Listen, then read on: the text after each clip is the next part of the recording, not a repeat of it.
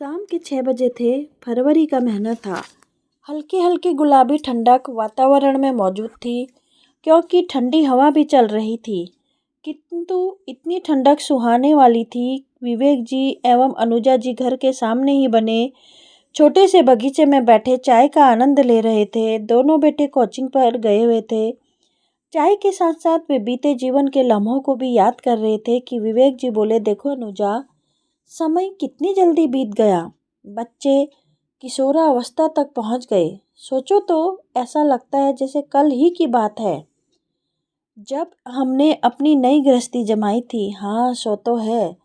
गृहस्थी जमाते बच्चों का पालन पोषण में समय का पता ही नहीं चला। विवेक जी बोले, हमारे ऊपर भगवान की बड़ी कृपा रही। हमें कोई कमी नहीं है, सुख से जीवन व्यतीत कर रहे हैं। यह सुनकर अनुजा जी बोली, हाँ सब तो है, किंतु भगवान ने मेरी एक चाहत अधूरी रख दी। अब कौन सी चाहत अधूरी रह गई? एक बेटी की चाहत। 2 बेटों में से एक बेटी हो जाती तो मेरे मन की मुराद पूरी हो जाती। विवेक जी मुस्कुरा कर बोले, अभी क्या बिगड़ा है, अब कर लो बेटी की चाहत पूरी। धत, तुम भी कैसी बातें करते हो? उम्र देखी है अपनी? अरे इसी उम्र में तो होगी पूरी चाहत। तुम भी पता नहीं क्या सोचने लगी। अभी 4-6 वर्ष और इंतजार कर लो, फिर बेटी की चाहत पूरी कर लेना। मैं समझी नहीं, साफ साफ बताओ। अरे अपने आर्यन की शादी करो, जो बहू लाओगी उसे ही अपनी बेटी बना लेना। फिर कुछ सालों बाद आदित्य की बहू आ गई और इस तरह एक छोड़कर तुम दो दो बेटियों की माँ बन जाओगी। अब तो खुश? अनुजा जी हंसते हुए बोली, विचार तो अच्छा है, मैं तो बेटी बना लूंगी, किंतु क्या वह मेरे को अपनी माँ बना पाएगी? यह लो, एक चिंता खत्म की तो तुमने दूसरी पाल ली। यह तो वक्त ही बताएगा विवेक की मेरी इच्छा पूरी होगी या नहीं। कहकर वो उठ खड़ी हुई और चाय के बर्तन समेटने लगी। कहाँ चली? बच्चों के आने का समय हो गया है, अब रात के खाने की व्यवस्था भी देख चलूं। चलो मैं भी पड़ोस में शर्मा जी के यहाँ जाकर उनके स्वास्थ्य के बारे में पूछ आऊँ, तबीयत ठीक हुई कि नहीं। विवेक जी एवं अनुजा जी दोनों ही पति पत्नी सीधे साधे, मिलनसार एवं सामाजिक सरोकार रखने वाले थे। अनुजा जी इधर उधर की बातें लगाना, फालतू के छल प्रपंचों में कोसों दूर थी। वे अपने आप में मस्त रहती। समय को कौन पकड़ पाया? यह गया कि वह गया। देखते ही देखते आर्यन ने इंजीनियरिंग कर एमबीए में प्रवेश ले लिया और आदित्य सीए की बनने की तैयारी में जुटा था। एमबीए करते ही आर्यन एक मल्टीनेशनल कंपनी में अच्छे पैकेज पर लग गया। कुछ ही समय बाद उसकी शादी के लिए रिश्ते आने लगे। ऊंचे घरानों से भी रिश्ते आ रहे थे, पर इन दोनों का मानना था कि रिश्ते बराबरी वाले ही सही रहते हैं। सो उन्होंने अपने ही जैसे ही परिवार की लड़की तन्वी को आर्यन के लिए पसंद कर लिया। उसने भी फैशन डिजाइनिंग का कोर्स किया हुआ था। वह अपना बुटीक खोलना चाहती थी, किंतु माता पिता ने अच्छा रिश्ता देखकर शादी कर दी।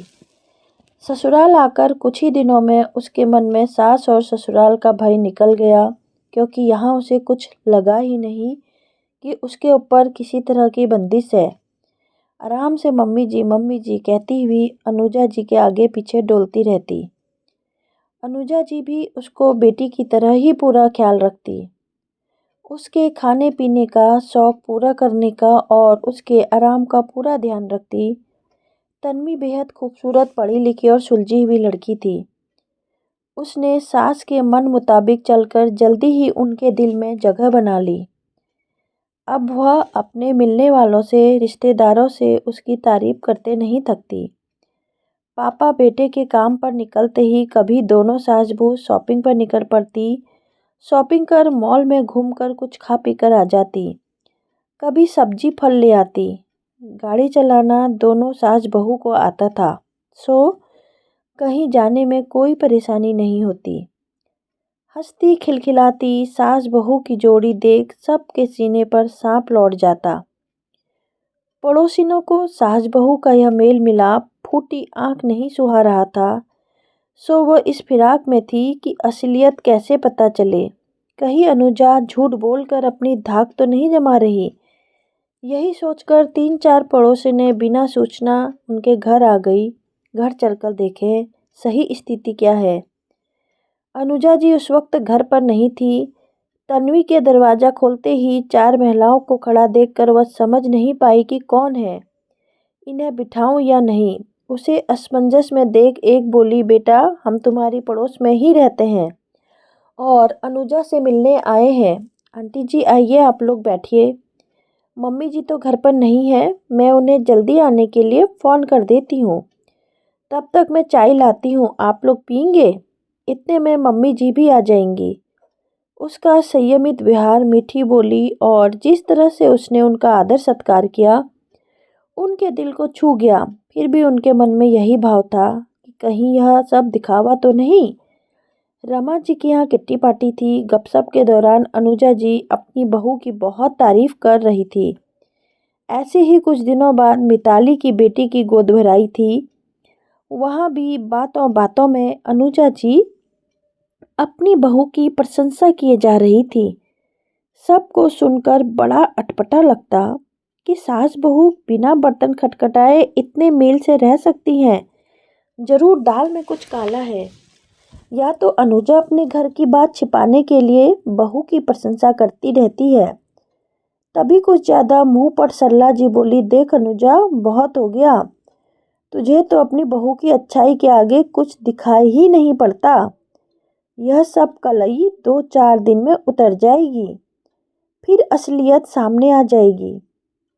आज की किट्टी पार्टी अनुजा जी के यहाँ थी।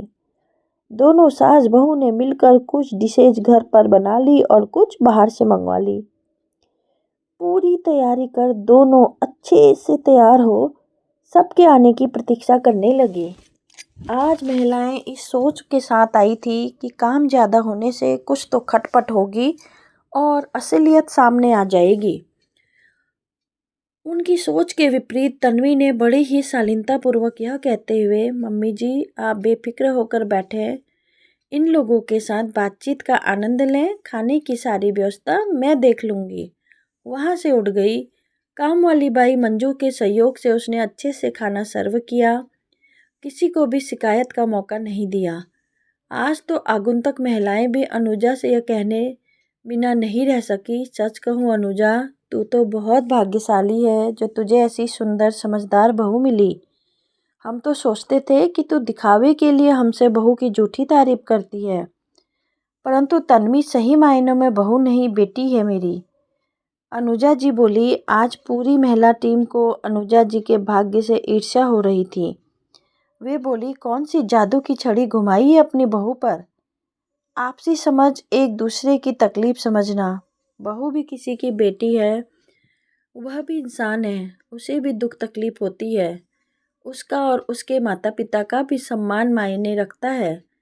उसे नीचा दिखाना, बात बात पर ताने मारना, इन चीज़ों को समझ लें और उसके साथ वैसा ही व्यवहार करें जैसा हम अपनी बेटी के लिए उसकी ससुराल वालों से चाहते हैं। तो बस बहू ने बेटी बनते और सास से माँ बनते देर नहीं लगती और जीवन खुशनुमा हो जाता और परिवार में खुशी की तरंगे जल तरंगों की भांति लहराती रहती है। कुछ ऐसा करके तो देखो, आपको भी जीवन में खुशियाँ ही खुशियाँ नजर आएंगी। पूरा ग्रुप विचाराधीन हो अनुजा जी की प्रशंसा करते हुए अपने अपने घर को रवाना हो गया।